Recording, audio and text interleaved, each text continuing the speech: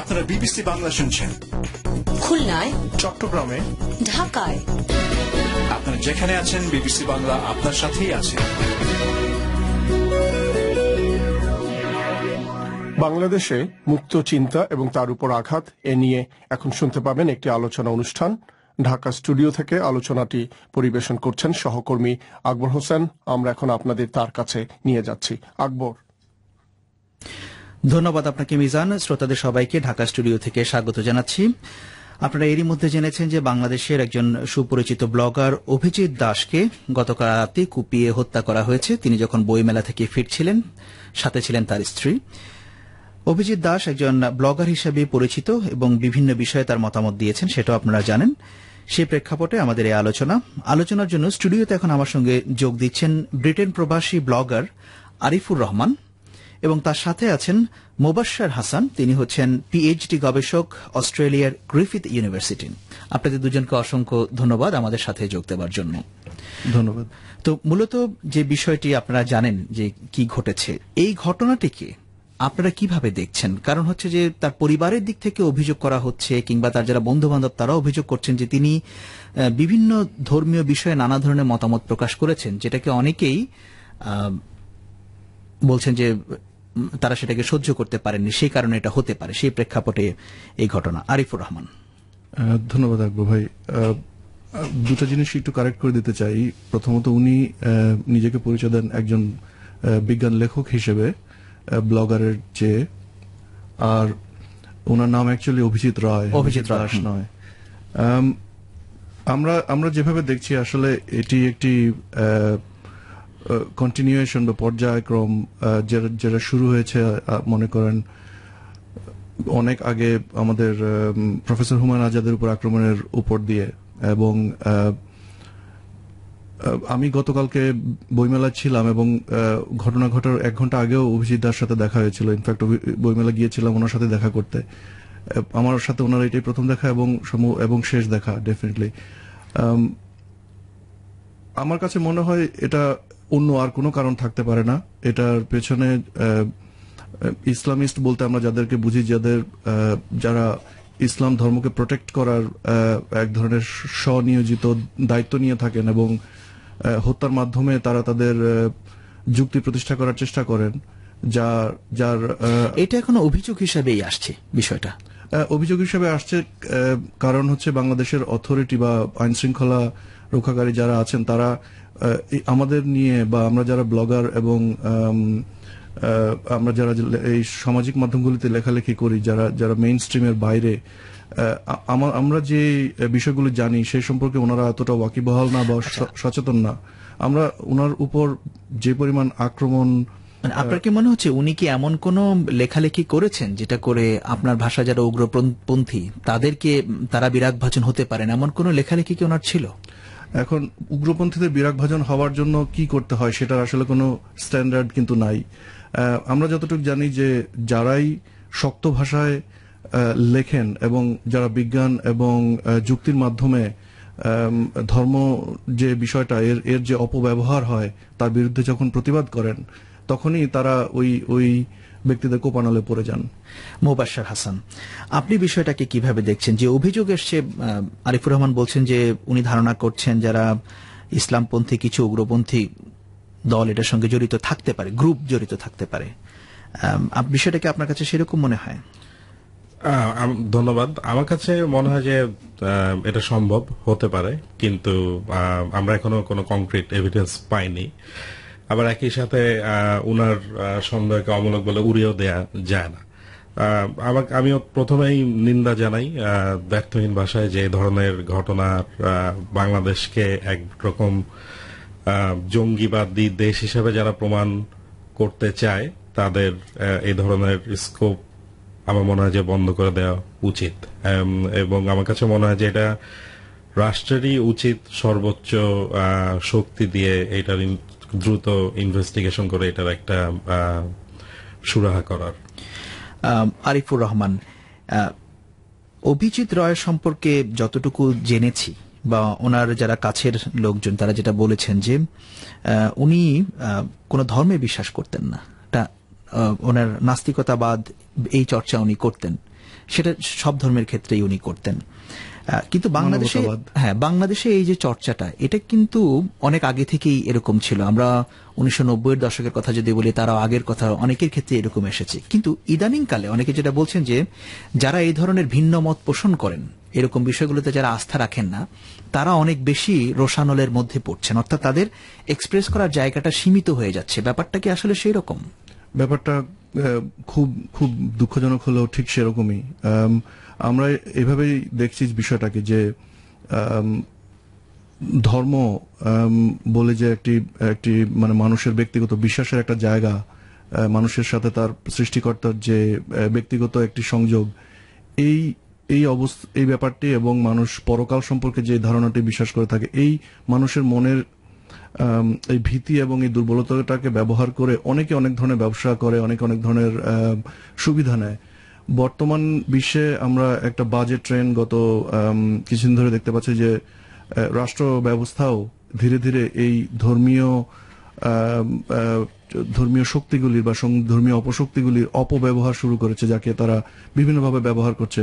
একটা ছোট্ট উদাহরণ দেই, বইমেলা বিষয় কি, অনেক পুরনো ইরানি একজন লেখকের একটা বই আমাদের এই বইমেলায় জাস্ট অনুবাদ হলো।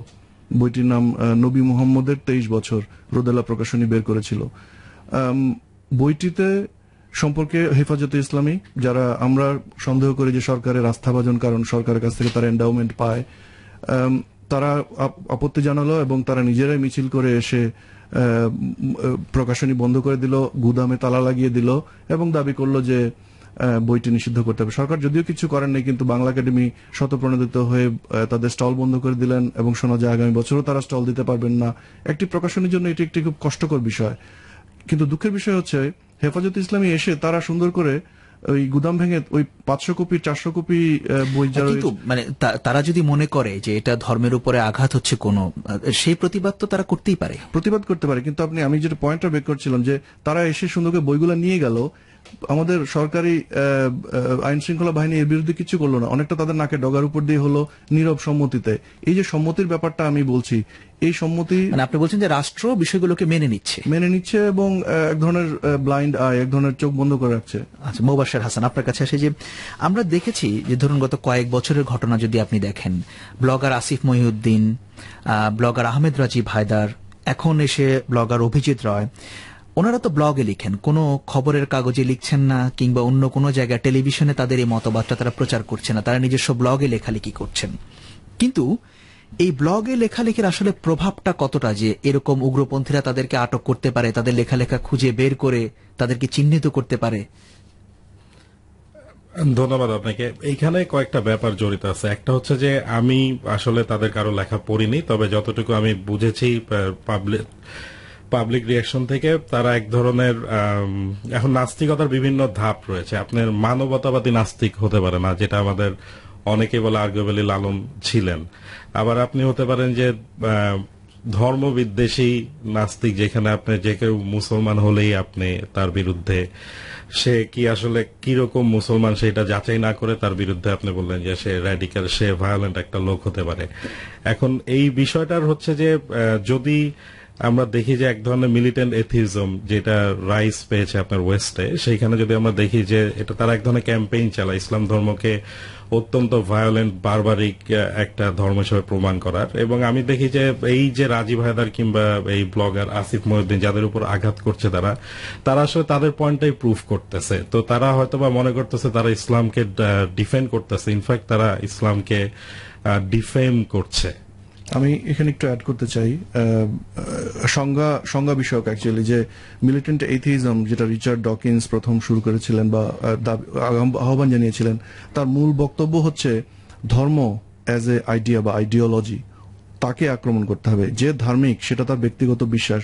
ধার্মিক হচ্ছে এখানে আমরা আমাদের ভাষায় ধার্মিক হচ্ছে অ্যাকচুয়ালি ধর্মের ইনডক্ট্রিনেশনের শিকার। আমরা তত্ত্বগত বিষয়ে যাব না, কিন্তু যে বিষয়টা হচ্ছে যে মানে যারা এই মতবাদগুলো প্রকাশ করছে এখন এই ধরনের ঘটনা যদি ঘটে থাকে, যদিও অভিযোগ হিসাবে, কিন্তু এই ধরনের ঘটনা যদি ঘটে থাকে, এটাকে কি মত প্রকাশের স্বাধীনতার উপর আঘাত এমন কোনো কিছু হিসেবে বিবেচনা করার সুযোগ কি আছে মোবাশ্বের হাসান? অবশ্যই অবশ্যই। আমরা মনে করি যে আমি আপনাকে অপছন্দ করতে পারি, তার মানে এই না যে I would not support your right to express freely. আমার মনে হয় যে এই টলারেন্ট স্পিরিটটা আমাদের সোসাইটিতে নাই, এবং যারা তাদের লেখা পছন্দ করে না তারা এটা লেখা দিয়ে সেটাকে ডিফেন্ড করতে পারে। কিন্তু বাংলাদেশে তো মানুষ বিভিন্ন বিষয়ে মতামত প্রকাশ করছেই, তাই না? রাজনৈতিক বিষয়ে প্রকাশ করছে, বিভিন্ন সামাজিক বিষয়ে প্রকাশ করছে। যখন ধর্মের ব্যাপারটা আসছে, বিশেষ করে ইসলামের ব্যাপারটা, আমার মনে হয় যে সেই জায়গাটা আসলে ইসলামের বিভিন্ন ইন্টারপ্রিটেশন আছে। একজন ভায়োলেন্ট লোক ভায়োলেন্ট ইসলামকেই ধরে নেবে, আবার একজন পিসফুল লাভিং পারসন পিসফুল ইসলামকে ধরে নেবে। আমার মনে হয় যে এখানে যারা নলেজেবল আলেম আছেন তারা এগিয়ে আসতে পারেন এই ব্যাপারটাকে কিছুটা এইটাকে ডিফেম করার জন্য, যে আমার মনে হয় না যে ইসলাম ধর্ম কাউকে হত্যা করা সাপোর্ট করে। আরিফুর রহমান, আপনি কি এটাকে মত প্রকাশের স্বাধীনতার উপর আঘাত এরকম হিসেবে দেখতে রাজি? অবশ্যই। মত প্রকাশের স্বাধীনতা, ওই যে আমি যেটা আগে বলছিলাম যে অভিজিৎ রায় এবং আমরা নিজেদেরকে মুক্তমনা বলি। আসলে মুক্তমনা একটি ব্লগ হলো, এটি একটি আন্দোলনে পরিণত হয়েছে আসলে, যে আমাদের মন মুক্ত, আমরা কোনো ধরনের আমাদের উপর চাপিয়ে দেওয়া কোনো ধর্ম বলেন বা কোনো রকম আমদানিকৃত বিশ্বাস আমরা আসলে পোষণ করি না। আমরা বিজ্ঞান, যুক্তি, জ্ঞান এবং মানবতাবাদ, মোস্ট ইম্পর্টেন্ট, সবচেয়ে গুরুত্বপূর্ণ, মানব হচ্ছে আমাদের কাছে সবচেয়ে গুরুত্বপূর্ণ, যেটা আপনি বললেন আমাদের ওই যে বাউলদের যে চিন্তাধারা, সেটাতে আমরা বিশ্বাসী। এখন আমরা যখন আমাদের স্বাভাবিক আলোকিত কথাই বলি, সেটার উপরেই যখন সেই কথাগুলি যখন ওই ধর্মবেত্তাদের সমস্যা সৃষ্টি করে, তখনই তারা এটাকে নিজেদের উপর আক্রমণ হিসেবে এক ধরনের নিয়েই নেন। খুব সংক্ষেপে যদি বলেন, যেহেতু ধর্ম নিয়ে কারো অনুভূতিতে আঘাত লাগলে সমাজে একটা বিশৃঙ্খলা তৈরি হয়, এই ধরনের ঘটনা তৈরি হতে পারে, অনেকের মনে আঘাত লাগে। হয়তো যারা নাস্তিকতা চর্চা করছেন তাদের সংখ্যা সীমিত, কিন্তু যারা ধর্মীয় বিশ্বাস করেন তাদের সংখ্যাই সমাজে বেশি। তো এইরকম মত প্রকাশের স্বাধীনতার ক্ষেত্রে কি একটা লিমিট থাকা উচিত আপনার মনে হয়? না, আমার মনে হয় না লিমিট থাকা উচিত। কারণ যে মুহূর্ত থেকে আপনি লিমিট ইম্পোজ করা শুরু করবেন, সেই লিমিটের লিমিট কোথায় যাবে এভাবে বলা যায়। অর্থাৎ শুরু করলেন যে এই বিষয় নিয়ে কথা বলা যাবে না, যেটা অলরেডি বাংলাদেশে হয়ে গিয়েছে। ওই আইসিটি আইনের 57 ধারা, যেটা দিয়ে অনেকেই জেলে চলে যাচ্ছে জাস্ট একটা দুইটা কথা বলছে ফেসবুকে। এটা তারপরে ধাপে ধীরে ধীরে আমরা ধীরে ধীরে আফগানিস্তান, পাকিস্তান হয়ে যাব। আপনি কোথায় থামাবেন? ফ্রান্সে পর্যন্ত, যেখানে শার্লি হেবদো নিয়ে এত বড় তুলকালাম হলো, পুরো সরকার, রাষ্ট্র ব্যবস্থা সবাই শার্লি হেবদোর পেছনে, অথচ সবাই কিন্তু তাদের পছন্দ করে না, কারণ তারা উগ্র। কিন্তু তারা তাদের কথা বলবে, তাদের কথা বিরুদ্ধে আপনি আরেকটা পত্রিকা বের করেন, তাদেরকে রিডিকুল করেন, নো প্রবলেম, কিন্তু তাকে যে মেরে ফেলবেন কেন? মোবাশ্বের হাসান, মানে মত প্রকাশের স্বাধীনতা, এটাকে একটা সীমারেখা টানা উচিত এখন, আপনার কি মনে হয়? আমার মনে হয় যে এটা ডিপেন্ড করে কোন সোসাইটিতে কিভাবে মত প্রকাশ দেখা হচ্ছে। আমার কাছে মনে হয় যে ভাইয়া যে উদাহরণটা দিল, এটা পশ্চিমা বিশ্বের এটা অনেক বেশি টলারেন্ট, কিন্তু আমাদের সোসাইটি আমি দেখি যে সব দিক থেকে মানুষ অনেক ইনটলারেন্ট। এখন স্বাধীনতা টানা উচিত কি না উচিত, এটা থিওরিটিক্যাল ডিবেট। আমার মনে হয় যে এটা আইন শৃঙ্খলার মধ্যে কিভাবে এক্সপ্লেইন হবে সেটা এবং ইন্টারপ্রেট হবে, মানে এমন কোনো কিছু কি থাকা উচিত যে না ঠিক আছে, ধর্মীয় বিষয়ে এই ধরনের কেউ অনুভূতি বা লেখালেখি করতে পারবে না, করা যাবে না? আমার মনে হয় যে এই ক্ষেত্রে আলেমদের এগিয়ে আসা উচিত, যে তারা যদি মনে করে যে এটা, অনেক আলেম কিন্তু চার্লি হেবদোর পরে এএফপিতে একটা নিউজ হয়েছে যেখানে দেখিয়েছে যে ইসলাম মানুষ খুন করা সাপোর্ট করে না, এই ধরনের এগিয়ে আসা উচিত। ধন্যবাদ আপনাকে আরিফুর রহমান, আপনাকে ধন্যবাদ মোবাশ্বের হাসান, আপনাকে ধন্যবাদ। হাতের সময় একেবারেই শেষ হয়ে গেছে। শ্রোতাদের এখন ফিরিয়ে নিচ্ছি লন্ডনে মিজানুর রহমান খানের কাছে। ধন্যবাদ আকবর। ঢাকা স্টুডিও থেকে আলোচনাটি পরিবেশন করলেন আকবর হোসেন। শেষ করার আগে সংবাদ শিরোনাম। বাংলাদেশের পুলিশ বলছে ব্লগার অভিজিৎ রায়কে হত্যার পেছনে আনসার বাংলা 7 নামের একটি ইসলামপন্থী জঙ্গি গোষ্ঠীর যোগসাজশ তারা তদন্ত করে দেখছেন। আর বিশ্বকাপ ক্রিকেটে ওয়েস্ট ইন্ডিজের বিরুদ্ধে বিশ্ব